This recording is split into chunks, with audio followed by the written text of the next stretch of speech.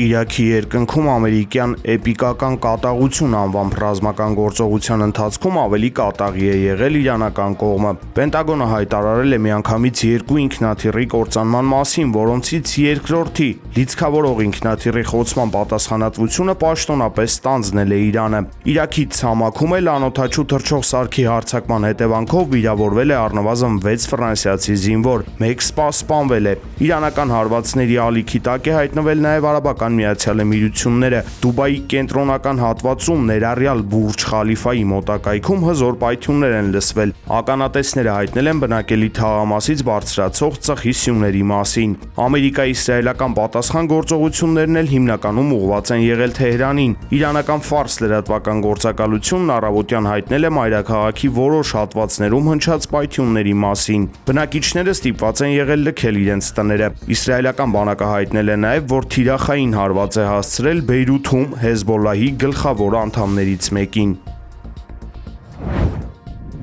Վերջին օրվա ընթացքում Իրանի արևմտյան եւ կենտրոնական շրջաններում Իսրայելը հարվածնել է հասցրել ավելի քան 200 թիրախի, այդ թվում հրթիռային կայանների եւ պաշտպանական համակարգերի, հայտնում են իսրայելցի զինվորականները։ Ըստ հաղորդագրության կործանիչները վերջին օրվա ընթացքում Իրանի արևմտյան եւ կենտրոնական շրջաններում Իսրայելը հարվածել է ավելի քան 200 թիրախի, այդ թվում հրթիռային կայանների եւ պաշտպանական համակարգերի, հայտնում են Իսրայելի բանակից։ Ըստ հաղորդագրության կործանիչները իրականացրել են 20 լայնածավալ հարված, որոնք թիրախավորել են բալիստիկ հրթիռների արձակման կայանքներ, պաշտպանական համակարգեր եւ զենքի արտադրության վայրեր։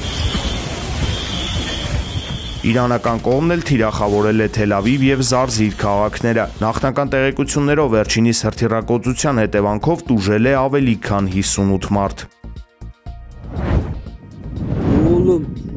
Վաղառավոտյան տագնապի ազդանշաններ են հնչել թուրքական Ինջիրլիքի ավիաբազայում, հայտնում է թուրքական պետական Անադոլու գործակալությունը։ Սա ՆԱՏՕ-ի առանցքային հենակետն է, որտեղ տեղակայված են ԱՄՆ զորքերը։ Ավելի վաղ Իրանի ռազմաքաղաքական ղեկավարությունը մի քանի անգամ նախազգուշացում է տվել տարածաշրջանի երկրներում գտնվող ռազմաբազաների վրա հարձակումների վերաբերյալ։ Հաղորդվում է, որ նախորդ 5 օրերի ընթացքում ՆԱՏՕ-ի հակաօդային պաշտպանության համակարգերը Թուրքիայի օդային տարածքում խոցել են Իրանից արձակված 2 բալիստիկ հրթիռ։ Եվրամիության արտաքին քաղաքականության պատասխանատու Կայա Կալասը Financial Times-ին տված հարցազրույցում տվել է վերջին տարիների ամենակոշտ գնահատականներից մեկը, պնդելով, որ Միացյալ Նահանգները բացահայտ նպատակ ունի պառակտել Եվրոպան։ Ըստ նրա, Վաշինգտոնի ներկայիս մոտեցումները հիշեցնում են Եվրամիության հակառակորդների մարտավարությունը։ Այս լարվածությունը նոր թափ է ստացել այն բանից հետո, երբ Դոնալդ Թրամփի վարչակազմը պաշտոնապես սկսել է առևտրային նոր հետաքննություններ ոչ միայն Միության, այլև Չինաստանի, Հնդկաստանի, Ճապոնիայի եւ Մեքսիկայի դեմ։ Թեև ԱՄՆ գերագույն դատարանը նախորդ ամիս չեղարկել էր Թրամփի ծրագրի մի մասը, սակայն նոր հետաքննությունները հիմք են մինչև այս տարվա ամառ նոր մաքսատուրքեր սահմանելու համար։ Կալասը հորդորել է եվրոպական երկրներին չփորձել առանձին բանակցել Թրամփի հետ, քանի որ Միացյալ Նահանգները չի թաքցնում իր բացասական վերաբերմունքը Եվրամիության հանդեպ։ Միայն միասնական լինելու դեպքում Եվրոպան կարող է պահպանել իր կշիռը որպես հավասարազոր ուժ, շեշտել է նա։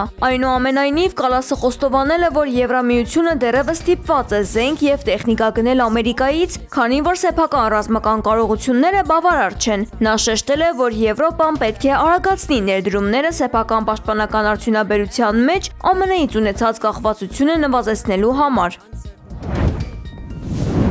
Միացյալ Նահանգները ժամանակավորապես թույլատրել է արդեն ծովում գտնվող ռուսական նավթի վաճառքը, հայտնել է Գանձապետական դեպարտամենտը։ Երկիրը չեղարկել է ռուսական նավերի վրա մարտի 12-ից առաջ բեռնված նավթի եւ նավթամթերքի վաճառքի վրա դրված պատժամիջոցները։ Զուգահեռաբար, սակայն, ռուսական կողմը չի կարող որևէ գործարք կնքել Իրանի հետ։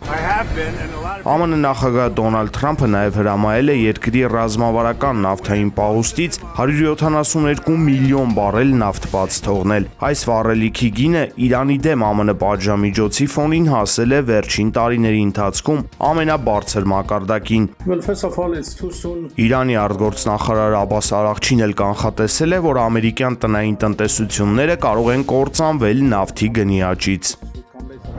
Ayatollah Sayyid Mojtaba Hosseini Khamenei Իրանի նոր հոգևոր առաջնորդ Մոջտաբա Խամենեին հանդես է եկել իր անդրանիկ պաշտոնական ուղերձով։ Նա ստանձնել է երկրի ղեկավարումը հոր Այաթոլլա Ալի Խամենեի մահից հետո, որը զոհվել էր փետրվարի 28-ին Միացյալ Նահանգների եւ Իսրայելի օդային հարվածների հետևանքով։ 55-ամյա Խամենեին դեռ 17 տարեկանում մասնակցել է Իրան-Իրաքյան պատերազմին եւ համարվում է ռազմական գործողությունների վետերան։ Նա ստացել է բարձրագույն կրոնական կրթություն եւ տարիներ շարունակ ստվերային մեծ ազդեցություն է ունեցել երկրի անվտանգային համակարգի վրա։ Հատկանշական է, որ նոր առաջնորդն այդպես էլ չի հայտնվել էկրաններին եւ նրա խոսքը հեռուստատեսությամբ ընթերցել է հաղորդավարը։ Իր ուղերձում Խամենեին հարևանների հետ բարի դրացիության կոչերն համադրել է ամերիկյան ռազմակայանների վրա շարունակական հարձակումների սպառնալիքի հետ։ Որպես ճնշման գործիք նա հայտարարել է Հորմուզի նեղուցը փակ պահելու մտադրության եւ տարածաշրջանային դաշնակից խմբավորումների աջակցության մասին։ Թեհրանը մտադիր է վրեժխնդիր լինել Մինաբի դպրոցի հրթիռակոծության համար։ Ամերիկյան այդ հարվածի հետևանքով 100-ից ավել երեխա էր զոհվել։ Միաժամանակ առաջնորդը խոստացել է ֆինանսական փոխհատուցում տրամադրել պատերազմից տուժածներին եւ անվճար բուժօգնություն կազմակերպել վիրավորների համար։ Վերջում Այաթոլլահը երախտագիտություն է հայտնել զինվորականներին, որոնք կանխել են Իրանի մասնատումն ու օտարի տիրապետության տակ անցնելը եւ հավելել, որ ցանկացած պարագայում Իրանը թշնամուց փոխհատուցում է պահանջելու պատճառած վնասի համար։ ԱՄՆ կենտրոնական հրամանատարությունը հրապարակել է Իրանի դեմ ուղղված ռազմական գործողությունների վերջին տվյալները։ Ըստ պաշտոնական զեկույցի, ամերիկյան եւ իսրայելական հարվածների արդյունքում Իրանի տարածքում արդեն խոցվել է շուրջ 6000 թիրախ։ Ծովային գոտում վնասվել կամ խորտակվել են ավելի քան 90 իրանական նավ, որոնցից 60-ը պատկանել են ռազմածովային ուժերին։ Զեկույցում հատուկ նշվում է նաեւ 30-ից ավել ականապատ նավերի չեզոքացման մասին։ Ի պատասխան այս իրադարձություններին Իրանի ազգային անվտանգության գերագույն խորհրդի քարտուղար Ալի Լարիջանին սուր քննադատության է ենթարկել Դոնալդ Թրամփի մոտեցումները։ Լարիջանին հայտարարել է, որ պատերազմում հնարավոր չէ հաղթել սոցիալական ցանցերում արված մի քանի գրառման միջոցով։ Իրանցի պաշտոնյան Վաշինգտոնի գործողությունները որակել է որպես սխալ հաշվարկ եւ խոստացել է շարունակել դիմադրությունը։